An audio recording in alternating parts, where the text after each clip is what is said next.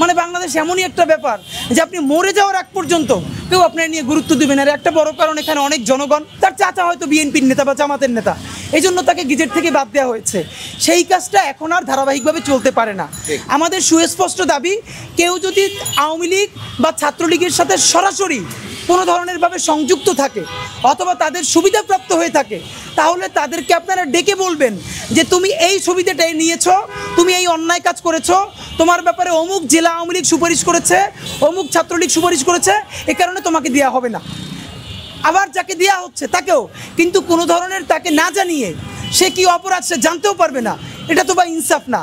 জুলুমের মোকাবেলা করতে গিয়ে আমরা যদি আবার কারোর সাথে জুলুম করে ফেলি, তাহলে তো আমরা ইনসাফ করতে পারলাম না। সুতরাং আমরা যতদূর জানি, তাদের সামারিটা মন্ত্রণালয়ের ফাইলে বিভিন্ন জায়গায় ঘুরছে, এই নিয়ে কেউ দায়িত্ব নিচ্ছেন না। এই উপদেষ্টা বলছেন, ও উপদেষ্টার কথা দেখেন। আপনারা হয়তো আপনাদের কাছে হচ্ছে যে ঠিক আছে, আজ হোক কাল হোক পরশু হোক, বাট তাদের কাছে তো জীবন ভাই। আমি জানি আপনারা কেউ না কেউ আসবেন যদি এরা কেউ মরে যায়। মানে বাংলাদেশ এমনই একটা ব্যাপার যে আপনি মরে যাওয়ার আগ পর্যন্ত কেউ আপনার নিয়ে গুরুত্ব দেবেন। আর একটা বড় কারণ, এখানে অনেক জনগণ, এখানে মানুষের অভাব নেই। সুতরাং এখানে মরে গেলেও কারো কিছু যায় আসে না।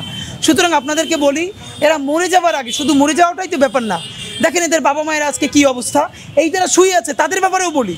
আমার যে ভাইয়ের অনশনে আছে তাদের ব্যাপারে যদি আওয়ামী লীগ অথবা ছাত্রলীগের সরাসরি কোনো প্রমাণ থাকে, আপনারা তাদেরকে ডেকে বলেন এই তোমরা অন্যায়ভাবে অন্যায্যভাবে সুবিধা নিয়েছো, সুতরাং তোমাদেরকে বাদ দেওয়া হয়ে গেছে। তাহলে আমরা তাদের পক্ষে বলবো না। কিন্তু সেই সুনির্দিষ্ট প্রমাণ যদি কারো ব্যাপারে না থাকে, তাহলে আপনি তাদেরকে এখনও গেজেট বঞ্চিত করে রাখছেন।